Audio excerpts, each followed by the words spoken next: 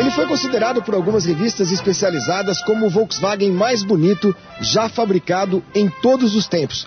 O que a gente vai conhecer hoje é um carro que nasceu aqui no Brasil, um projeto do finalzinho dos anos 60 e que foi às ruas em 1972.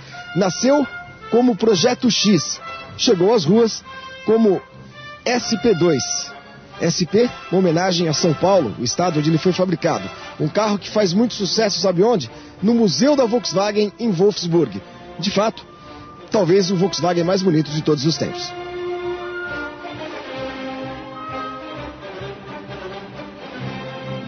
Foi no final dos anos 60 que o presidente da Volkswagen do Brasil, Rudolf Leiding, encomendou à sua equipe de projetistas um carro esportivo. A Volkswagen andava meio irritada com o sucesso do Puma, que usava a plataforma Volkswagen. O seu esportivo Carmanguia já andava meio em fim de vida. E aí nasceu o Projeto X, coordenado pelo engenheiro Márcio Piancastelli, que tinha vindo da Willys, que era uma das concorrentes da Volkswagen.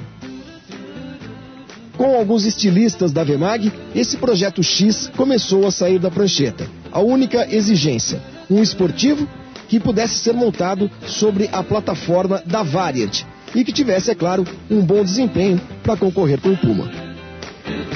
E foi assim que nasceu essa coisa linda, maravilhosa. O SP2, um carro que foi lançado em duas versões, o SP1 e o SP2. O SP1 tinha motor 1.6, o desempenho era muito ruim, vendeu pouquíssimo. Aliás, foram fabricadas apenas 168 unidades. Eu conheço uma, essa que você está vendo aí da foto, que pertence ao acervo da Volkswagen. E o SP2, com motor 1.7, carburação dupla, um motor de desempenho um pouquinho melhor, mas que ainda assim não era nenhum foguete para ser um esportivo, porque o carro pesava demais, mais de 1.100 quilos, e o desempenho ruim do SP2, em termos esportivos, acabou sendo um dos fatores que levaram esse carro a não ter vida longa. Ele foi fabricado apenas de 1972 até 1975. 10.193 unidades produzidas. Daí a raridade desse carro. Um deles está no Museu da Alemanha e faz muito sucesso por lá.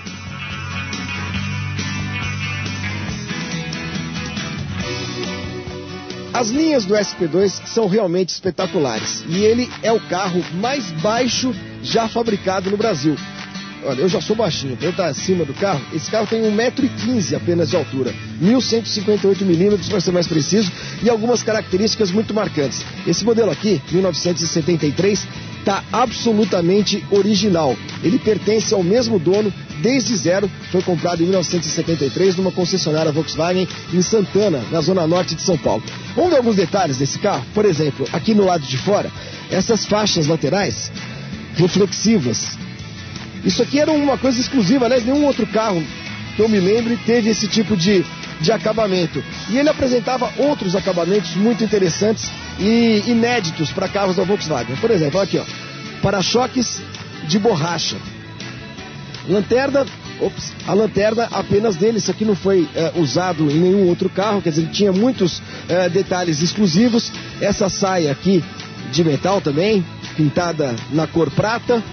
Pneus radiais, freios a disco e lá dentro uma série de itens de acabamento que eram pouco comuns em carros da Volkswagen. Vamos conhecer? São muitos detalhes dentro de um SP2. Primeiro, o acabamento muito caprichado que a gente observa no uso de madeira de verdade, ó, jacarandá da Bahia, aqui na alavanca do freio à mão, aqui nos comandos de ar quente e frio, isso é coisa típica de Volkswagen, né? Na bolota do câmbio. E um painel que era feito com um plástico chamado ABS injetado, um negócio absolutamente novo na época, né? Nós estamos falando do início dos anos 70. Painel também muito completo, ao contrário dos carros muito espartanos que a Volkswagen sempre fez. Um painel que tem, além do marcador de gasolina, tem um amperímetro, um marcador de temperatura do óleo, porque esse carro tem motor a ar, então não é temperatura da água, evidentemente, e mais um relógio, tudo da marca VBO. E aqui na frente, o velocímetro e o contagiros, com um volante que utilizava aqui no centro, no botão da buzina, em vez do logotipo, ou na verdade do brasão de São Bernardo do Campo, o logotipo da Volkswagen. São apenas alguns detalhes, mas que são muito marcantes da época. Um volante de empunhadura muito boa, esportivo, né? E aqui, olha só que barato. Um toca-fitas CCE. Isso eu não sei se ele era de fábrica, não, talvez não, mas era algo que o pessoal colocava na época para ter um sonzão no carro. E como dá para perceber aqui dentro, espaço não sobra. Era um carro realmente para 2 pessoas. Atrás do banco, olha, no máximo dava para colocar umas valinhas aqui, mas gente não dava para levar não. Por isso era um baita esportivo. Não era nem um 2+2, era um só 2 mesmo, 2 pessoas e olha lá.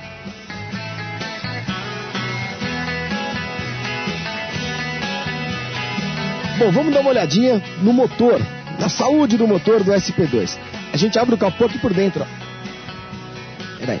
Aqui. E aqui. Põe. Pronto. Tá aberto. A porta traseira, com o vidro incorporado, também coisa rara, né? Nos carros dos anos 70, um dos primeiros. E essas 2 cintas aqui serviam, parece cinto de segurança, e realmente o material é o mesmo, mas serviam para prender as malas aqui atrás, para que elas não escorregassem durante o transporte. O carpete, originalzinho, e aqui a tampa do motor, como na Variant, na Brasília, nos carros Volkswagen com motor traseiro, que todo mundo já conhece. Deixa eu levantar aqui. Pronto. Bom, dá para ver aqui que nós temos 2 carburadores, 2 Solex, motor 1.7 com 4 cilindros boxer horizontais, o clássico motor Volkswagen, e 1.7 eu falava desse motor, que é um motor difícil, né? Um motor que só foi produzido em linha para o SP2, porque o motor 1.6 ele dava um rendimento ao carro muito ruim, e por isso que o SP1 acabou não vingando, menos ainda, menos até do que o SP2. Motor 1.7 que hoje é utilizado, por exemplo, em algumas competições, carros Volkswagen Fusquinhas, né, que correm ainda, carros antigos, usam esse motor com essa configuração, com esse tamanho de pistão, de cilindro e tudo mais, mas que para o SP2 não era tão bom assim. A velocidade máxima de fábrica, segundo as medições de época, chegava ali a 154, 155 km por hora, o que diante dos concorrentes, os esportivos que começavam a chegar, como o Opala SS, como o Dodge Charger, esses carros que eram quase tão caros quanto o SP2, era um desempenho que ficava muito a desejar.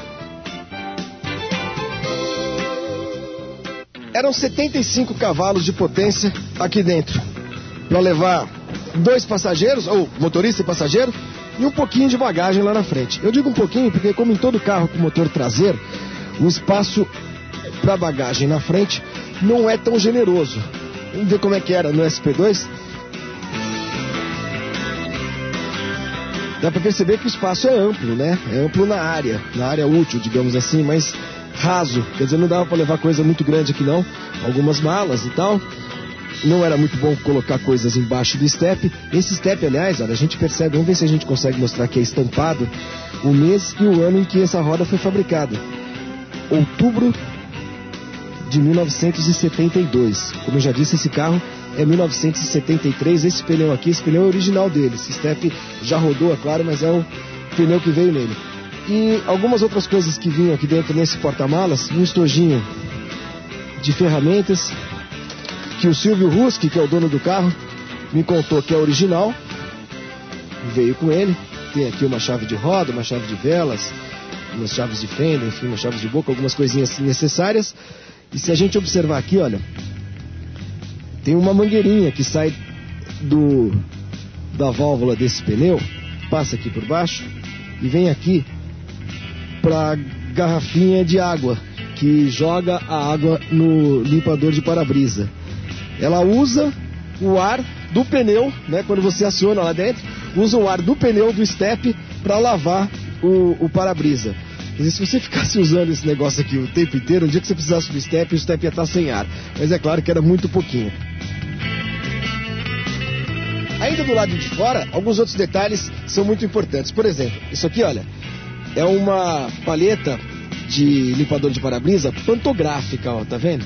Ela tem esse movimento de mola aqui, como aquelas portas de elevadores pantográficos. Só a do motorista, né, do lado do motorista. A outra não tem não. Para quê? Para que a área de varredura dessa palheta fosse maior do que se fosse uma palheta não pantográfica, né? Mais coisas legais. Vem cá, Vanderlei, pra gente mostrar no SP2 tem um negócio muito interessante aqui nessa porta.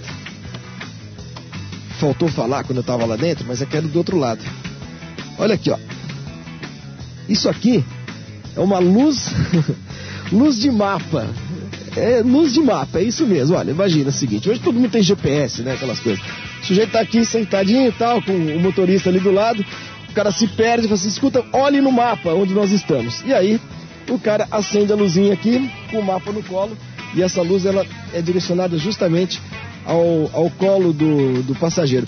Luz de mapa, não é luz interna, não é luz de cortesia, não é nada disso, é luz de mapa mesmo, ela só serve para ler mapa. Agora, mais detalhes de acabamento no SP2, a gente vê aqui, abaixa um pouquinho aqui, Vanderlei, que isso aqui faltou mostrar também, olha, na porta, que coisa raríssima, que detalhe gracioso, charmosíssimo.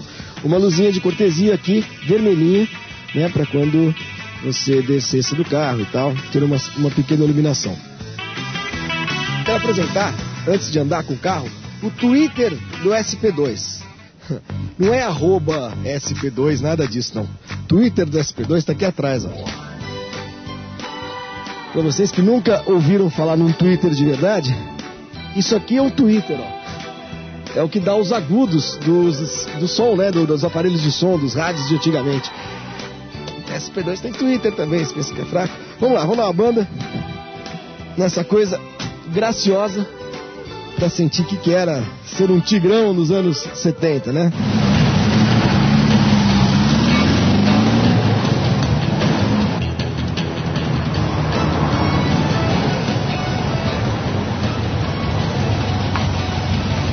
Olha, vou dizer um negócio pra vocês.